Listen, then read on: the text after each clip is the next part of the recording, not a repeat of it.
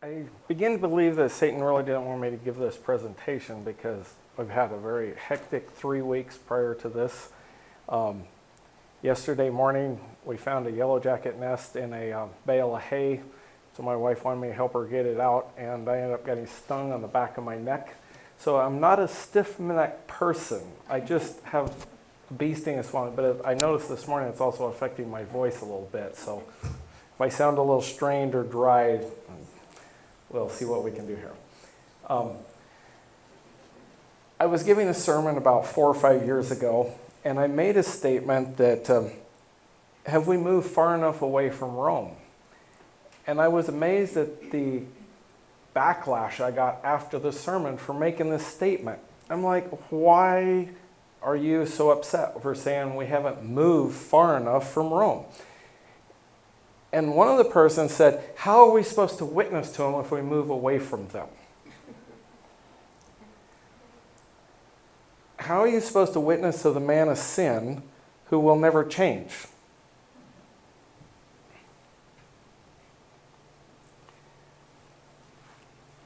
And I saw another angel fly in the midst of heaven, having the everlasting gospel to preach unto them that dwell on the earth. For at least the last 10 or 15 years, that's as far as I've ever heard this read. You go to a lot of denominational churches, and that's it. And then they want to get off on how many churches they have around the world and how big they are and all that stuff. But when you want to go beyond that, and to every nation, kindred, and tongue, and people, saying with a loud voice, fear God and give glory to him, for the hour of his judgment is come. A lot of people forget that the Adventist message is a message of judgment. It's a warning message. Repent or be lost. And worship him that made heaven and earth and the sea and the fountains of waters. Is there anybody on earth that can claim that they made all of that?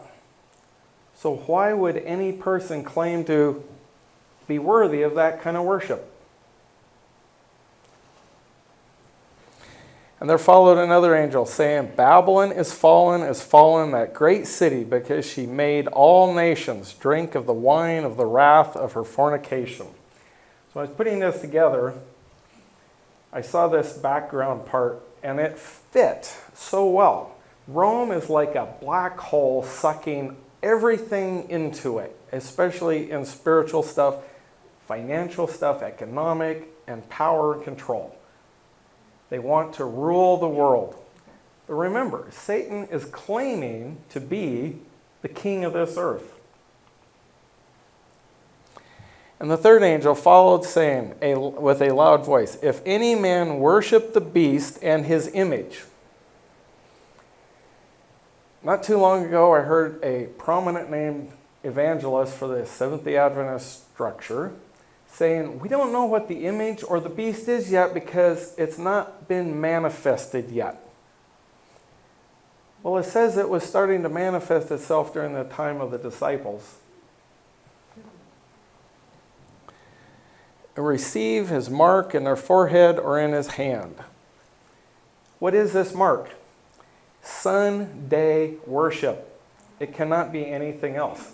It's not any other day than Sabbath worship. It is Sunday only. Amen. All these other days of worship, the people that worship on these other days, will end up ultimately going to Sunday worship. The same shall drink of the wine of the wrath of God, which is poured out without mixture into the cup of his indignation, and he shall be tormented with fire and brimstone in the presence of the holy angels and in the presence of the Lamb. Pretty strong language. So how far are we from Rome? 5,548 miles from Deer Park, Washington to Vatican City.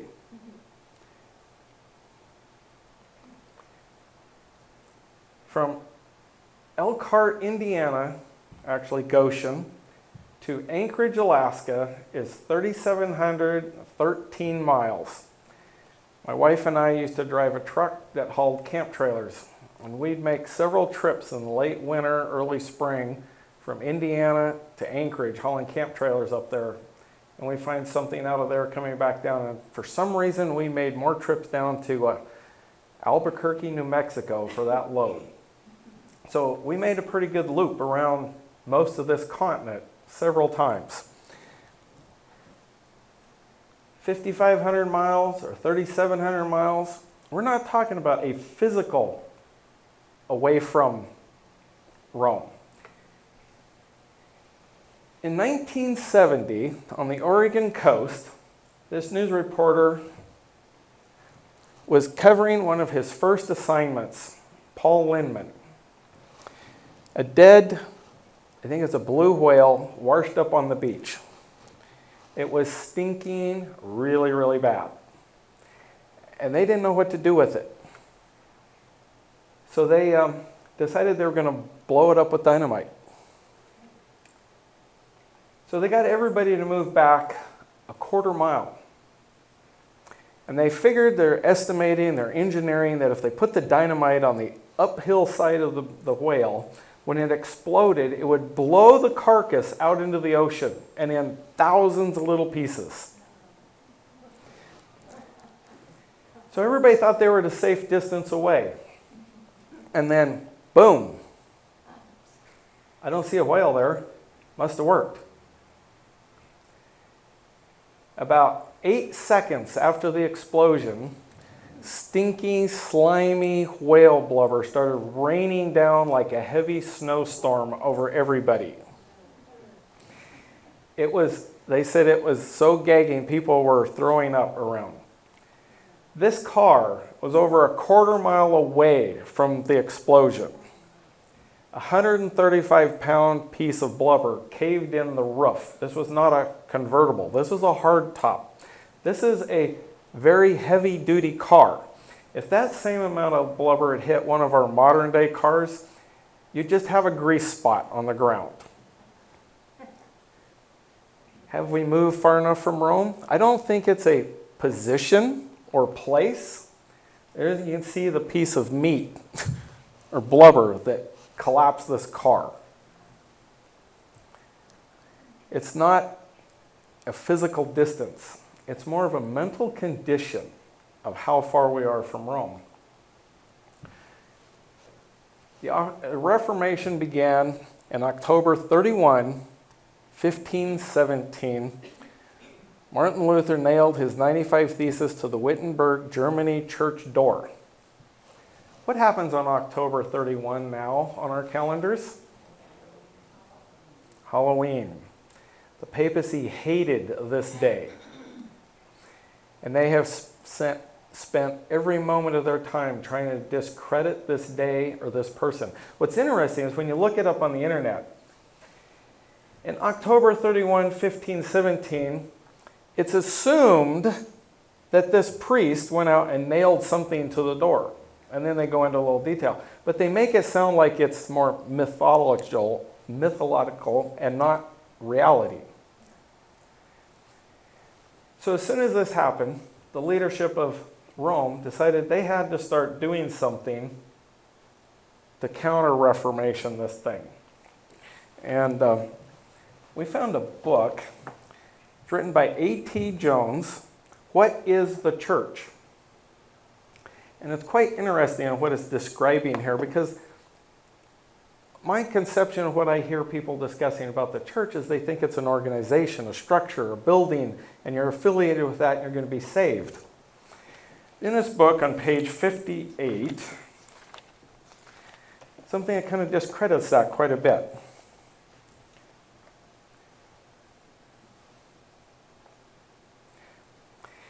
It is plain enough that to be out of Babylon is nothing else than to be out of the natural, or out of the realm of the natural world. It is to be completely delivered and separated from all elements and forces of the natural mind and the falsely spiritual that is not subject to the law of God, neither indeed can be. When such is the realm of the kingdom of Babylon, and when the king of Babylon is the true and appropriate king of that whole realm, and is only Satan, it is conclusive that to be out of Babylon is only to be out of the realm and dominion and power of Satan. From these items of plain truth, it is equally plain that to be in or out of Babylon is not at all dependent upon place, but is wholly dependent upon condition. Condition of spirit, of mind, and heart. As to place, Daniel and his 3 brethren were in Babylon, but as to condition, in spirit and mind and heart, of thought and wish and purpose, they were as far out of Babylon as is heaven is from the earth.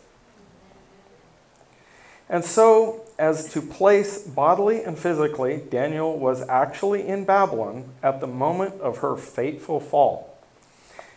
Yet, as to condition, he was so utterly out of Babylon that even in the very midst of the crash of her fall, he was so far away and out above it that he was perfectly safe. And that, only that, is what is forever to be out of Babylon.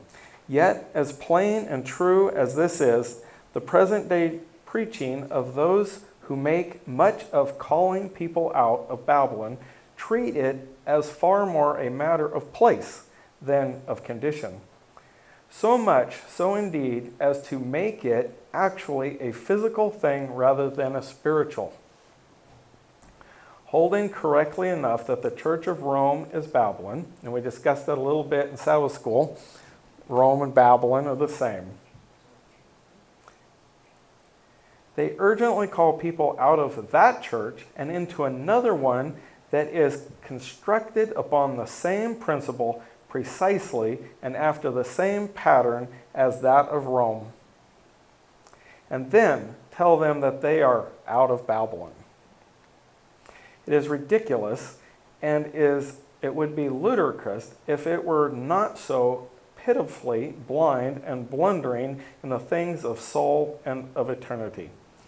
To see people build up a church in principle, in spirit, and in practice after the very pattern of the Church of Rome.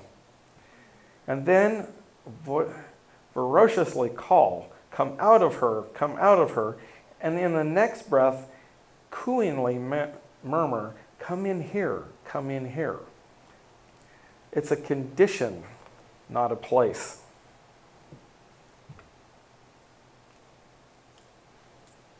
In Judges 2, 10 through 11, and also all that generation were gathered unto their fathers, and there arose another generation after them. So this is referring to Joshua, who was one of the first judges of Israel, and the elders at that time. And while he was leader through God, they stayed true to God. But as soon as he died, and they forgot about him,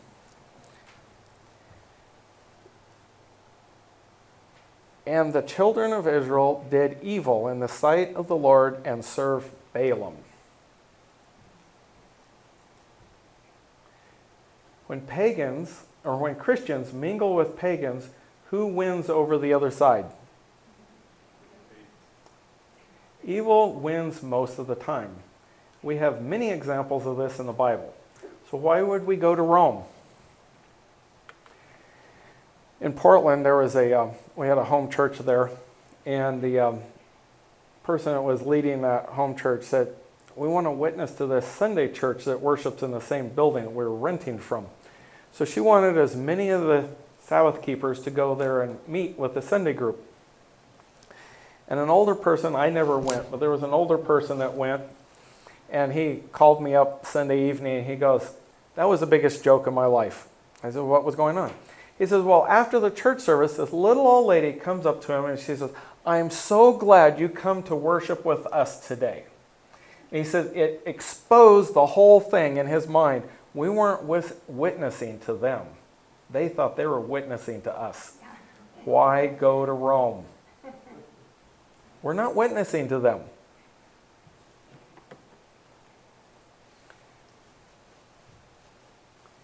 Revelation 18 repeats almost the same message because God repeats himself when it's important. Verse 1, I saw another angel come down from heaven having great power. And the earth was lightened with his glory. And he cried mightily with a strong voice, saying, Babylon the great is fallen, and has become the habitation of devils and the hold of every foul spirit and a cage of every unclean and hateful bird.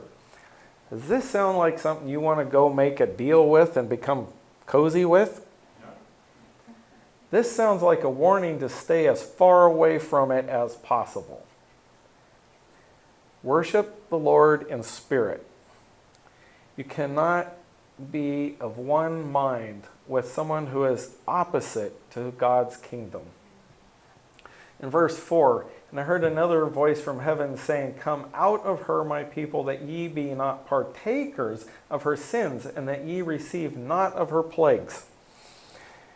Throughout the Bible, it talks about children of Israel going to the pagans, the Moloch, having children and putting them on the arms of Moloch and burning them alive because they think they're doing something that's going to save them. I don't have anything against the Catholic individuals. There are many people in the Catholic Church that I believe will come out when the loud cry starts to swell. What I have a problem with is the satanic organization of the hierarchy leadership and what they stand for. And I want it to be clear, I have nothing against the Catholic people. There are many Catholic people that make better Adventists than a lot of most Adventists are. For her sins have reached unto heaven, and God hath remembered her iniquity. Reward her even as she rewarded you, and double unto her double, according to her works, in the cup which she hath filled full to her double. If you read, let me go back a little bit. When I was driving dump truck, I had my own truck in Portland. We were on a night job, and one of the guys that was getting trucks on the job, his son-in-law was driving one of the trucks. And that was his last night he was going to be working because he was going down to Phoenix, Arizona to work for a company that was rewriting history books for 90% of the public school system in the United States. I said, why do you need to rewrite history? History is set in stone. It's happened. You can't change it. It's in the past.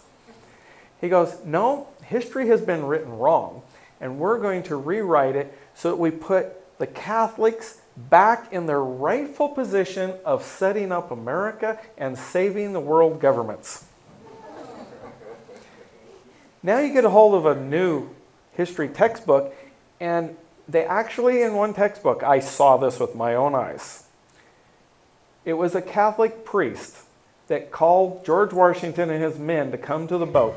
The Catholic priest prayed, fog bank come over the river, he guided the boat across the river and saved George Washington and his men from the army.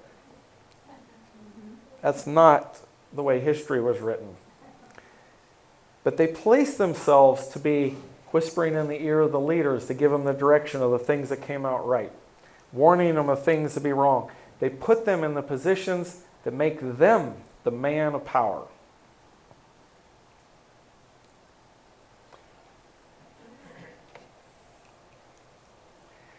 In verse 7, how much she hath glorified herself and lived deliciously, so much torment and sorrow give her. For she saith in her heart, I sit a queen, and am no widow, and shall see no sorrow. Revelation 18, 1 through 7. Look around the world at any country that is a strong Catholic country. They're destitute poverty.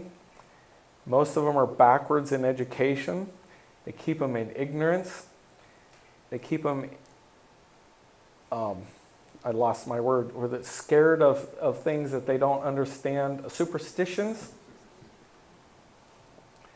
They have some of the most fanciest buildings in the world. This is supposed to be St. Peter's Basilica, the most expensive building ever built. The most amount of gold in any one place in the world, and that tops Fort Knox. And it's not in cubes, it's all over the place. Therefore shall her plagues come in one day, death and mourning and famine, and she shall be utterly burned with fire, for strong is the Lord God who judgeth her.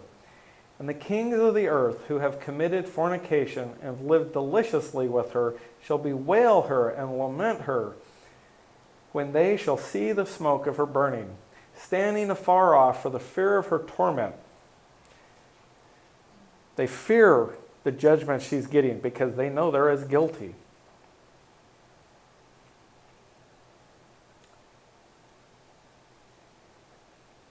Let's see, where did I go here? Okay. When they shall see the smoke of her burning, standing afar off for the fear of her torment, saying, Alas, alas, that great city, Babylon, that mighty city, for in 1 hour is thy judgments come. Revelation 18, 8 through 10. Like I asked earlier, why get cozy with a fallen church or a fallen institution? The picture on this side is a picture of Notre Dame burning. I can't remember the name of the church on the other side that was burning, but it's supposed to be here in the United States that caught fire and burned.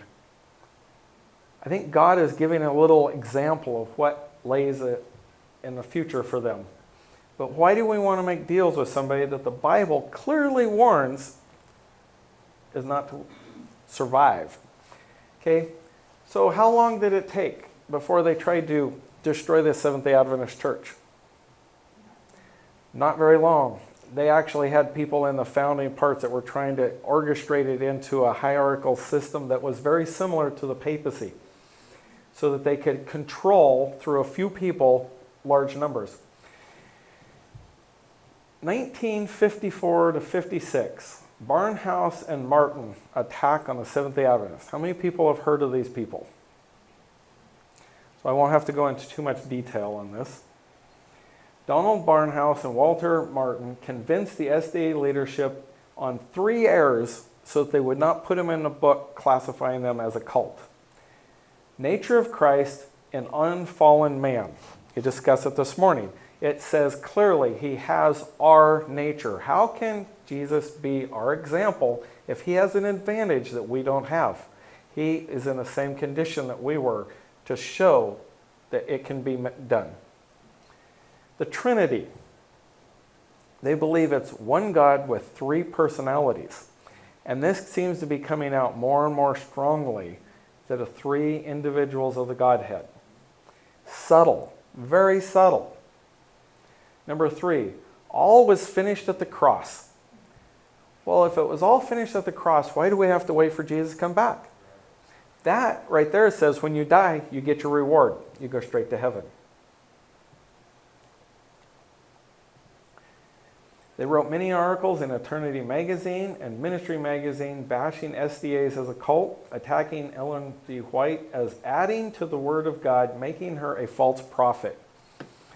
Barnhouse, I think it was, wrote an article saying, in Desire of Ages, Jesus comes up out of the water from his baptism and he knelt down asking for the Holy Spirit. It doesn't say that in the Bible, but it makes sense if you look through the life of Jesus that he always knelt and prayed for guidance in everything he did.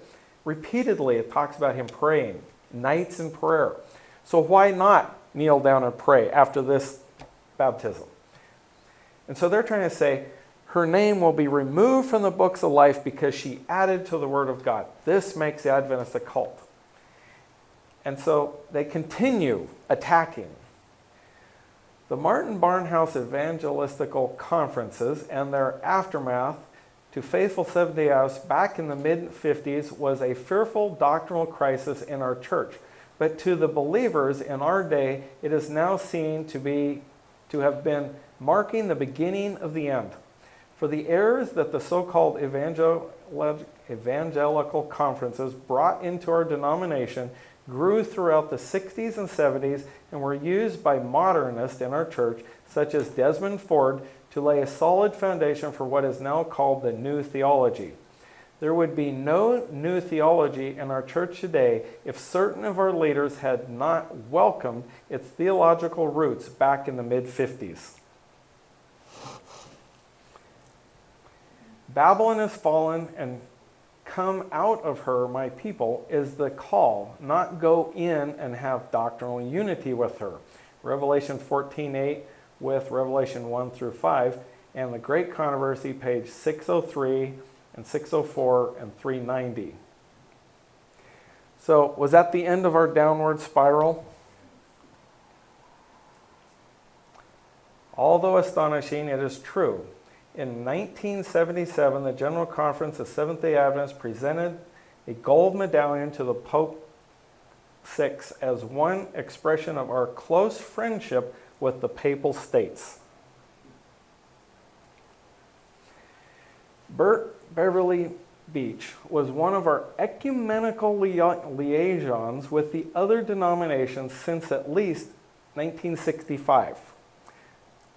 So when Barnhouse and Martin were in the mid-50s, less than 10 years later, we ended up with an ecumenical liaison to all these other churches. When he became a member of a World Council of Churches committee, he made the presentation. The inferior gives gold to the superior. This is what the nations of the earth have done for centuries as they journeyed to the Tiber. Now we have followed in their course. It is a defiling act to render a gold present to the man of sin, the son of perdition. 2 Thessalonians 2:3. Dr. Beach, our representative, in an audience with the Pope, knelt in obeisance and offered our fealty to the Antichrist. My name is not on the Adventist books anymore because we got sideways with new theology in Alaska and we asked to have our names removed. I do not want to be part of a denomination that uses their tithe money to invest in 7-Eleven that sells alcohol, tobacco, and pornography, and other stock market stuff that is not considered something that I figure is a last day remnant church.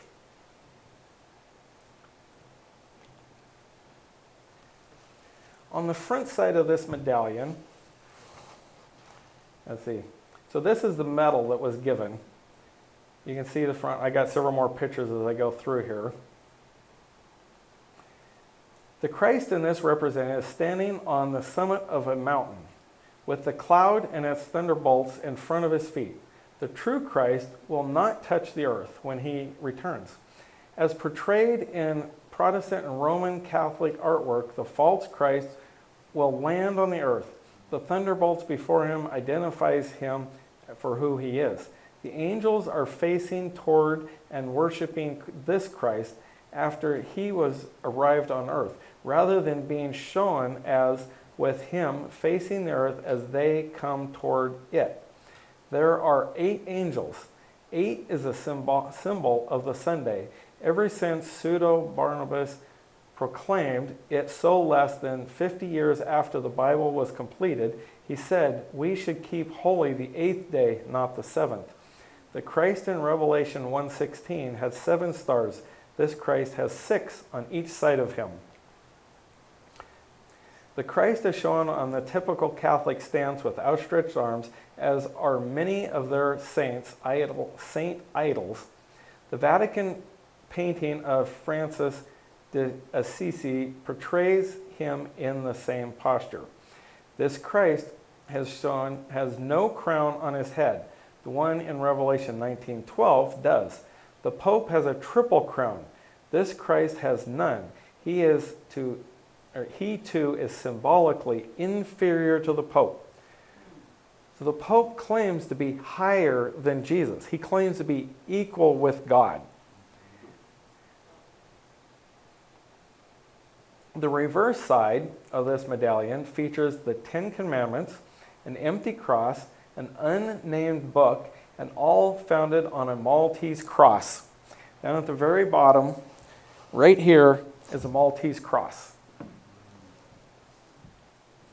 The Maltese Cross beneath the book is a special Vatican symbol. Typically, this has 4 equal rays flowing outward from a central sun. Each ray expands in width as it radiates out toward and terminates in 2 horns, producing an 8-pointed cross. It is thus a sun symbol in 2 ways, the radiating sun and the 8 points. To give this is what the Adventist leadership had printed, stamped off to give to the Pope, saying, "We acknowledge your authority and we accept your theology." 1977, they gave total allegiance of the Seventh-day Adventist Church to the papacy.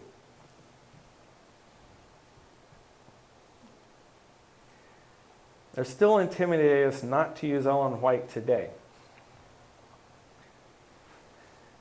One point here. In 1981, Ronald Reagan was sworn in as 40th President of the United States. He was the first president to be sworn in on the south steps of the White House.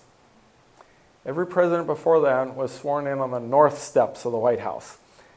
A year ago, May, I got to go to Washington, D.C. when we went back to Virginia to pick up my daughter roommate who was coming out to stay with us for a while. And so we did a tour of some of the battlefields, and we went to Washington, D.C. and saw some of the stuff.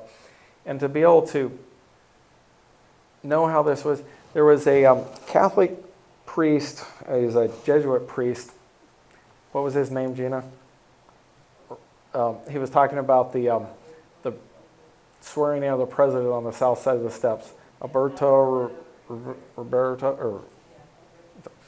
So he was saying that when a United States president is sworn in on the south side of the steps, facing the Washington Monument, that is proof that every denomination in the United States has been fully infiltrated by the Jesuits. And every president since that time has been on the south side of the White House. Has anybody heard of AdventistToday.org? Irving Taylor, September 13, 2015. Now this is right around the time when they were trying to get all of the churches to sign something stating that they would only talk about things of common belief, that they would not focus on differences or anything that was derogatory toward another church, and we'd all just be one big happy church. So they're working on the 500-year protest is over. And so this stuff was being published to get people to accept the information of this coming out. Readers of the Adventist Today website and anyone living in Philadelphia who listens to or reads local media in or around that city may be aware of the recent mass mailings of a book, The Great Controversy, to 700,000 individuals living in that city or surrounding area. The mailing was intended to be coincident with a visit to Philadelphia, the city of brotherly love, by the current, at that time, Supreme Pontiff of the Roman Catholic Church, Pope Francis. Why, as an Adventist, we calling the Supreme Pontiff, giving homage to him as higher?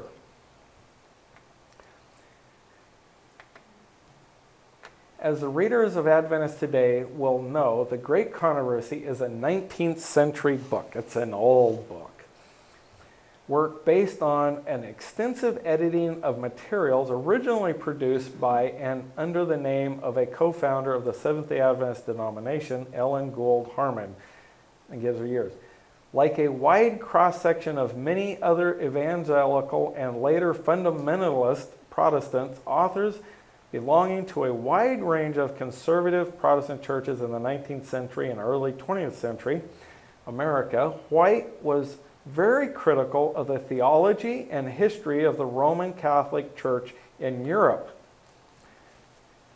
Of course, she was critical of their theology, but do you find anything where she's critical of the people? I find nothing in her critical toward the people. So how is this a Catholic-hating book when it's against the theology, not the people?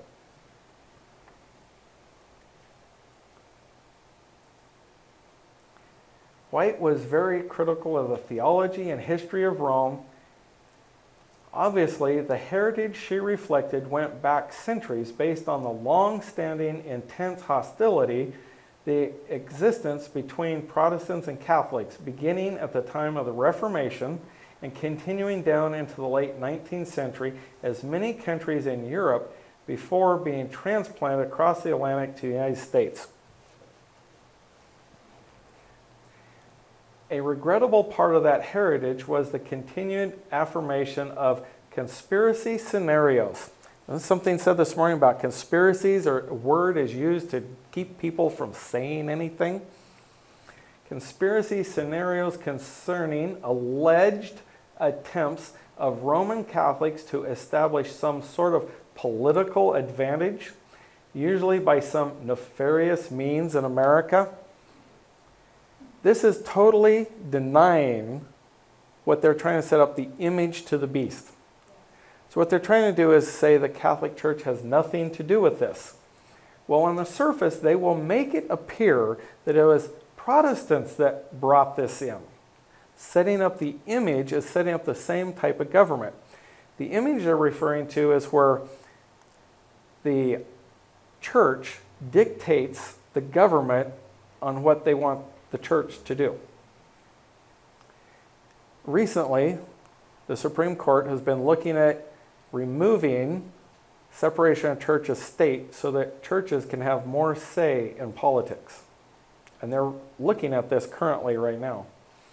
Anti-Catholic hostility has exacerbated during the 19th century because of the competition for employment with native-born Anglo-Saxon Americans due to the large influx of immigrants from Catholic countries in Europe, especially Ireland. It even had a 19th century political expression in America with the formation of the anti-Catholic, anti-immigration, anti-Jewish, know-nothing political movement. We have an invasion going on in this country today. Wide open borders. What nationality is predominantly flooding across our borders right now? Catholics. And they do what they're told to do by their priest, not the freedom of will or freedom of choice. Jesus has a freedom set up of freedom of worship, freedom of conscience, freedom of mind. That gives you true liberty. Continuing on with this guy's article, we can be encouraged that the organization which was responsible for the mailing of the Great Controversy volume was not the official Seventh-day Adventist Church. They were probably more likely to be the true Church of God and not the organization that we see. The organization was Remnant Publications based in Michigan. However, the message that this mailing was clearly intended to communicate is an anti-Catholic message. No, it's an anti-papal message. Nothing against the Catholics. And the source of this message emanates from a part of the Adventist tradition. In light of this action on the part of members of the Seventh-day Adventist Church, it is here proposed that the President of the General Conference of the Seventh-day Adventist Church send the following letter or some version of it to the Pope asking for the understanding and forgiveness. Here we are on our knees groveling to the man of sin again. Here is a draft of the text of such a letter that would be written on the stationery of the General Conference of SDAs. His Holiness the Pope. Somewhere in the Bible I thought I read, call no man father. To Your Holiness, it has recently come to my attention that certain misguided members of the Seventh-day Adventist Church in the United States have distributed a book written by the co-founder of the Christian denomination to many individuals living in the city of Philadelphia prior to your coming visit to that city. That book is entitled The Great Controversy. That volume was written in the 19th century at a time in the history of the United States when the relationship between Protestants and Catholic Christians was much less than ideal. How can you put, this is an example of the best oxymoron you can have, Catholic Christians. Satan is opposite of Christ-like. These two words cannot go together. They're opposites. Was much less than ideal. Unfortunately, that book reflected various very regrettable negative aspects of that relationship. A predecessor of mine has noted that the anti-Catholic views that this book endorses, anti-Pope, not Catholic people, not the people, have been relegated to the ash heap of history. The person he is referring to said all of Ellen White's writings should be burned in the streets, just like the papists did with the Bible.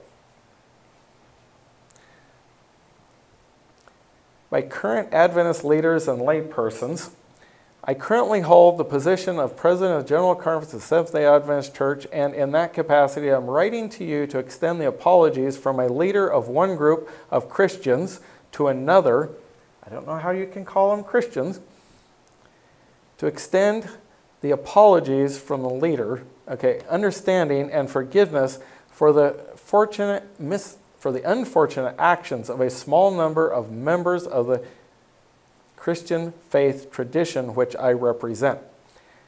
So they are classifying themselves as the ecumenicalists, not as an Adventist. They want to be part of. They want to be inclusive. When a Christian of good will should be seeking to come together to solve the serious problems facing our world, the actions of a few should not be allowed to confuse and disrupt the cooperation. They're admitting that they are working with the beast. It is in the spirit of that concern that this letter is being sent to you. Please accept this apology in the name of the members of the Seventh-day Adventist Church who wish you and the church you represent the blessings of God. How can God bless a sinner? A blatant, unrepentant sinner. God will not bless an unrepentant sinner. Jeremiah 13:23. Can the Ethiopian change his skin, or the leopard his spots? Then may ye also do good that are accustomed to do evil? How can the papacy change when they're the same yesterday and today? Just like God is the same yesterday, today, and forever.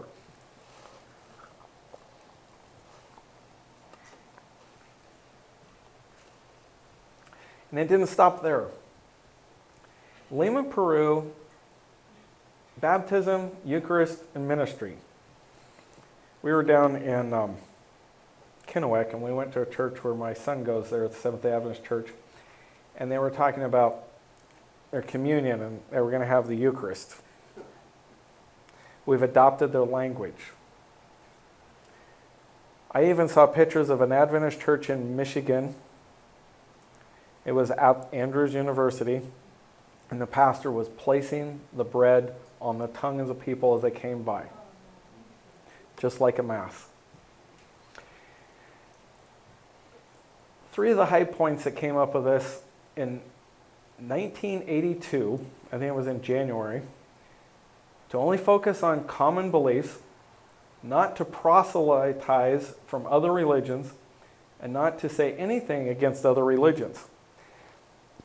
If I remember right, the Adventist Church was on the 69 or something like that on the signing list.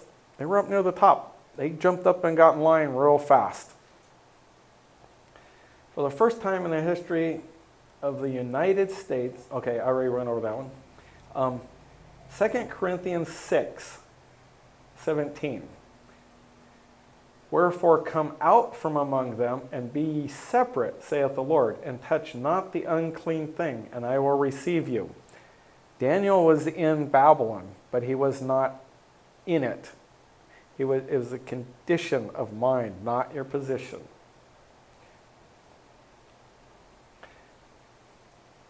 France kicked all the Jesuits out because the Jesuits were so deceptive and tried taking over, and I think this had something to do with the Guy Fawkes, where they're trying to get rid of all of the Parliament. So they kicked out the Jesuits. But you know how the Jesuits got right back in? They kept their education system intact. One of the most infiltrated ways that the Jesuits and the papacy uses to take over countries is through the education. Ellen White writes in Testimonies of the Church,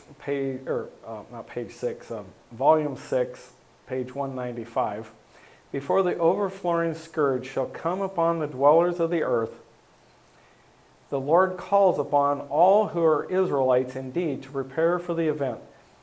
To parents he sends the warning, cry, gather your children unto your own houses, gather them away from those who are disregarding the commandments of God, who are teaching and practicing evil. Get out of the large cities as fast as possible. Establish church schools. Give your children the Word of God as the foundation of their education." So, what tests does all these schools try to follow? Well, you got your standardized tests and everything. You know what all of those are based off of? The Catholics set up their education systems, and then they promoted them as being the best education you can have. Then they designed the test to match the Catholic education that is taught in these schools. Then when you go and you do the test, if you're not learning Catholic education, you're not going to score well. So what happens? Everybody wants to score well in tests, look like their schools are doing good, so they adopt that education system so that they can score well. All your standards of test are based on Catholic education. So we have to separate from the Catholic education because it becomes a condition of mind. And you don't have to be in a Catholic school. They had Common Core being taught. They got critical race theory is being taught in our own church schools.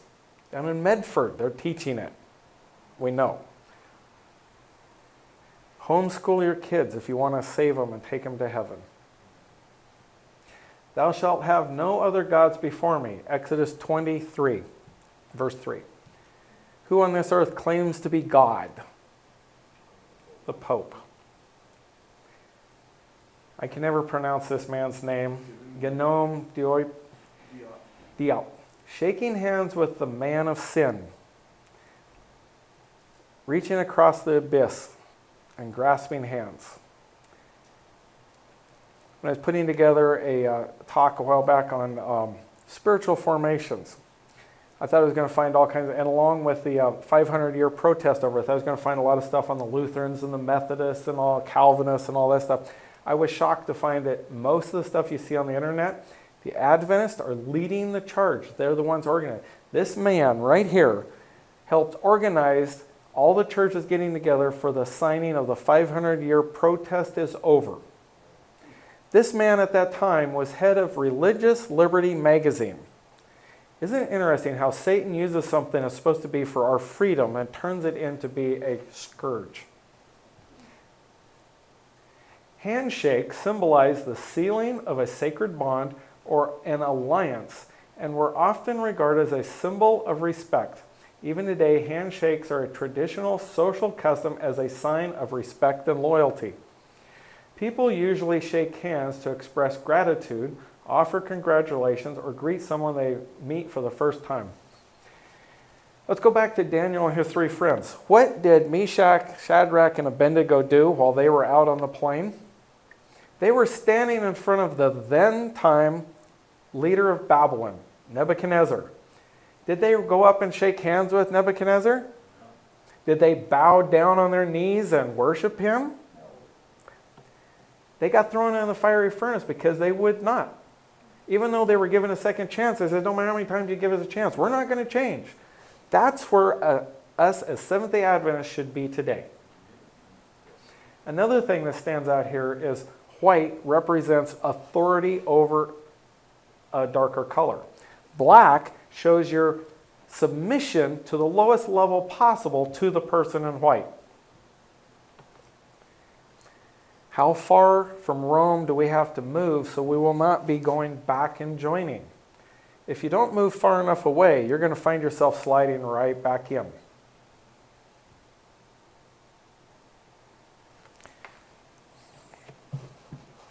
Back to this book again, another page here on page 30, it's talking about the church.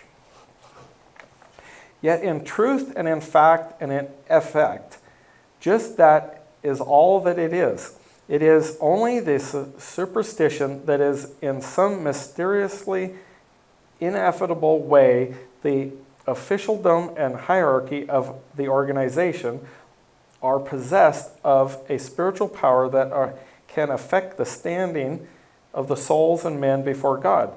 It is only this superstition that causes the people against their own conviction and their own common sense of the right to endure and sanction the church procedure in many and various ways.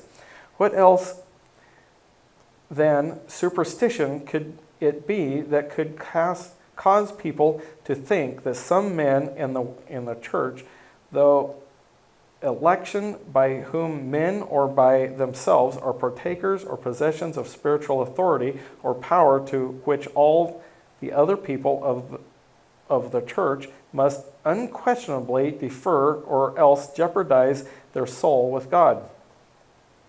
That is precisely the principle and the superstition of the infallibility of the Pope. The Pope is elected by cardinals from among themselves or by himself.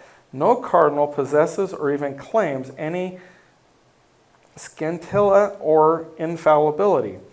Yet when these cardinals who have none of it elect one of themselves who have none of it, and thus occupies the office and seat of Pope, immediately he has all of it. How does he get it? Where does it come from?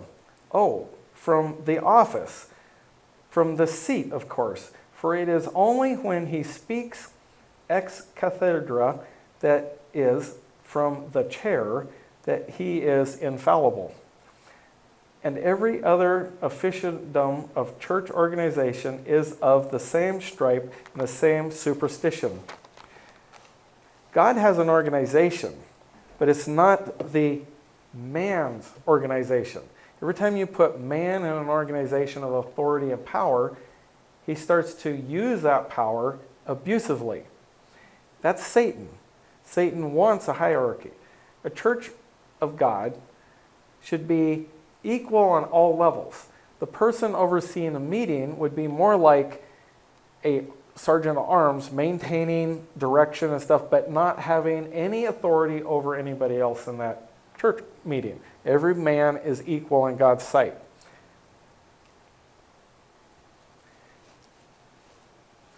In closing, this is no time to haul down our banner.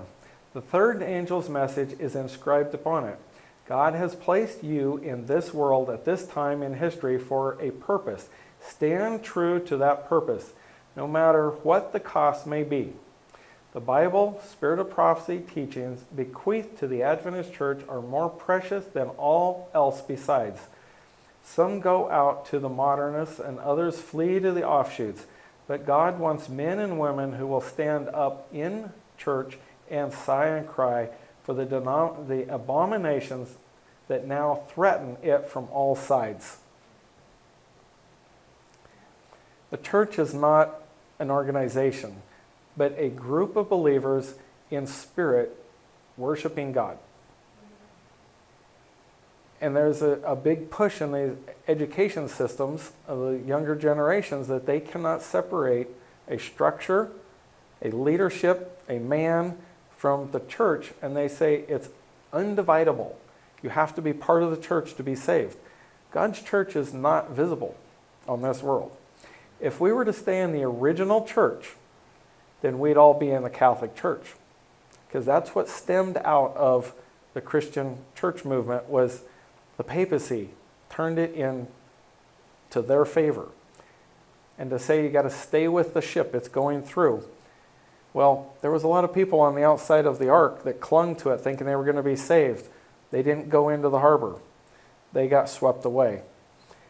Too many times we hear people say, stay with the ship, stay with the ship. There may be problems with the leadership, but we got to stay with the ship. If you're on the ship that has man at the wheel leading it, you're on the wrong ship. You need to get on the one that has Jesus Christ as the captain of that ship.